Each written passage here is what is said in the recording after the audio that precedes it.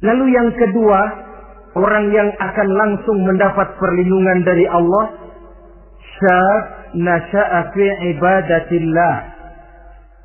Orang muda yang tekun beribadah kepada Allah. Anak muda yang rajin ibadah. Kenapa kok Nabi bilang anak muda, bukan orang tua?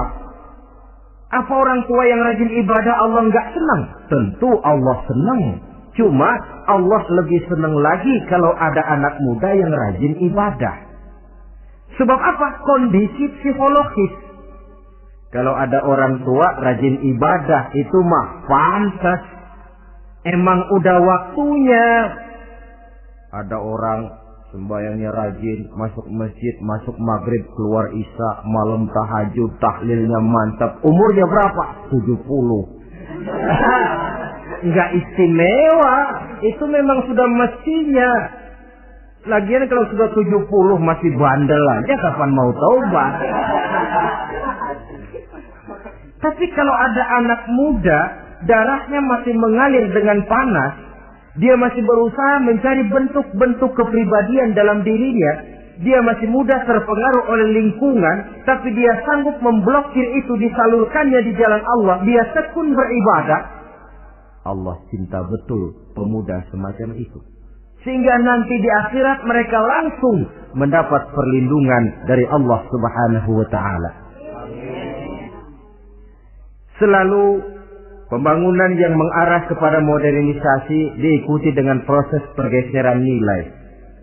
Dalam kondisi semacam ini, kehidupan remaja pemuda yang masih mencari identitas dan pembentukan kepribadiannya mudah terpengaruh oleh hal-hal yang ada di sekelilingnya. Sehingga sangat boleh jadi apa yang dianggap orang dulu tabu, lalu dianggap biasa. Yang aneh-aneh malah dijadikan model. Yang dilarang malah nekat diterjang. Di mana norma dan kaedah-kaedah moral tidak lagi mendapat perhatian yang wajar. Dalam kondisi semacam ini terjadilah proses peluncuran moral. Dan hampir di mana-mana kehancuran suatu bangsa dimulai dengan kehancuran moral daripada generasi mudanya. Oleh karena itu pemuda yang tekun ibadah ini sangat positif dampaknya dalam kerangka pembangunan umat. Pak, ibadah itu apa sih? Kalau jadi pemuda yang tekun ibadah, apa kemana-mana mesti bawa tasbih? Mungkin. Apa mesti pakai peci terus? Boleh jadi. Apa kemana-mana mesti pakai kain sarung? Ya tidak juga. Ibadah kan artiannya luas. Segala perbuatan yang diperintah dan karenanya bertujuan mencapai ridho Allah, itu bernama ibadah. Kalian remaja berangkat menuntut ilmu, pergi pagi pulang siang, membekali diri, menuntut ilmu itu ibadah. Kalian pulang ke rumah, ibu bapak memerintah, taat kepada orang tua, ibadah. Membersihkan lingkungan, ibadah. Bahkan jaga di waktu malam pun kalau untuk dengan niat bismillah, saya jaga malam ini untuk ketenangan rakyat supaya mereka tekun dan tenang melaksanakan ibadah, itu tercatat sebagai amal soleh yang bernilai ibadah. Jadi tidak cuma sekedar sujud, tidak cuma sekedar baca Quran, seluruh aspek kehidupan manusia yang diperintah Allah dan yang bertujuan mencari ridho Allah itu bernilai ibadah. Pemuda yang tekun melaksanakan ibadah kepada Allah.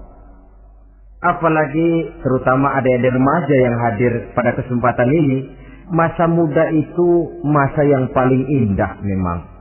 Sampai orang Kulon bilang, there is not delightful memorize. Iya, barat itu kan Kulon. Saya lebih senang pakai orang Kulon saja. There is not delightful memorize and then the youth moment. Bahwa tidak ada masa yang lebih indah selain masa muda. Tapi masa muda yang katanya indah itu sebentar. Sebentar sekali. Kalau kita tidak pandai memanfaatkannya dengan sebaik-baiknya, boleh jadi dia akan hilang tanpa sesuatu yang ada artinya buat hari depan. Dan hari depan itu sebagian besar ditentukan oleh masa muda sekarang ini. Karena itu kepada yang muda saya berpesan, pergunakanlah masa muda itu dalam ketekunan beribadah kepada Allah. Ibadah dalam artian yang seluas-luasnya. Jangan seperti pepatah orang itu. Kelapa muda katanya kupas-kupasin, kelapa tua tinggal batoknya. Selagi muda puas-puasin, udah tua tinggal bongkoknya. Iyalah, kalau dipuas-puasin dalam arti yang positif, boleh. Mumpung masih muda, puas-puasin nuntut ilmu. Mumpung masih muda, puas-puasin ibadah. Mumpung masih muda, puas-puasin berbakti kepada kedua orang tua. Puas-puasin dalam artian yang positif tentu saja bagus. Tapi kalau puas-puasin dalam arti menghambur umur untuk sesuatu yang mubazir, bergadang di pinggir-pinggir jalan, lalu mulai berkenalan dengan morfin, narkotik, ganja, terperangkap oleh budaya-budaya modern yang menyesatkan, terpancing oleh model-model baru yang kelihatannya menarik tapi sebenarnya tidak bermanfaat. Entah pada akhirnya akan mendatangkan penyesalan kepada kita saja. Coba, belakangan ini saya dengar di Jakarta akan ada satu festival yang disebut Festival Ngeceng.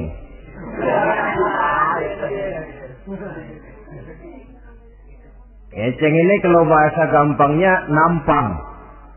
Jadi itu biasanya muda-mudi diri di pinggir-pinggir jalan, pakai kacamata hitam, pakaian warna-warni, rambut dicat sedemikian rupa supaya menarik perhatian.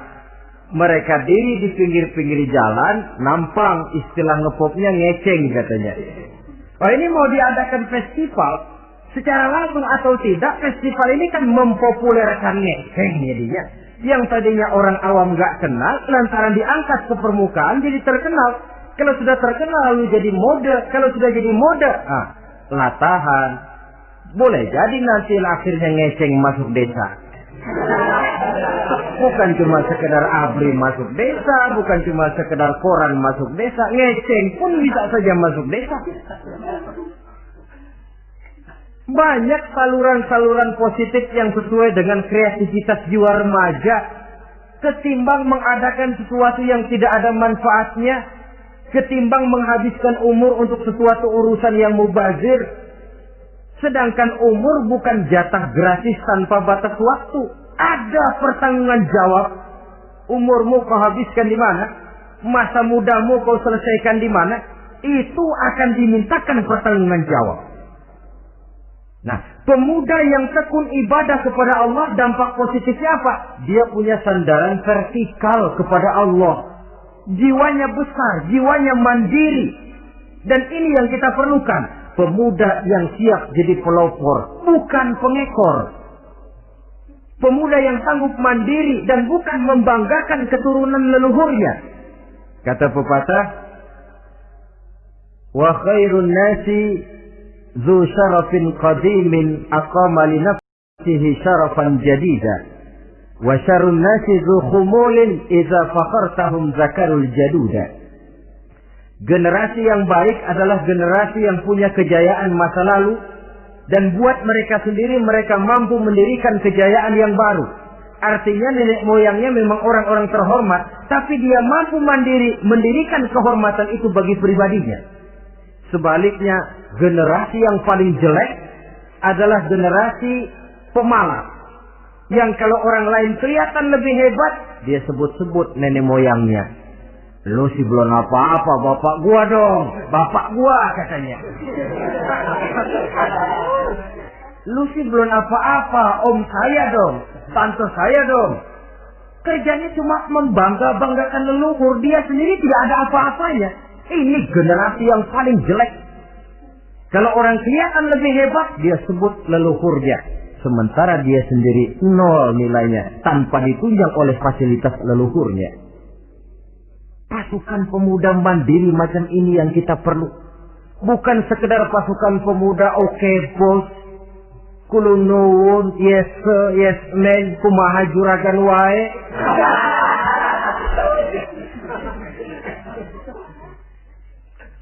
Dan terus terang kita miskin dengan pemuda yang mandiri, yang punya kepribadian, yang berani berkata ya terhadap yang benar, dan berani berkata tidak terhadap yang tidak benar. Dari mana ini didapat? Sandaran vertikal dalam bentuk ibadah kepada Allah akan memantapkan jiwa, membersihkan hati, sehingga dia akan berfungsi seperti radar. Sandaran vertikalnya cuma kepada Allah. Inilah dampak positifnya. Karena itu, tentu saja kita berharap sekurang-kurangnya pemuda-pemudi yang hadir pada kesempatan ini menjadilah pemuda-pemudi yang tekun beribadah kepada Allah. Amin.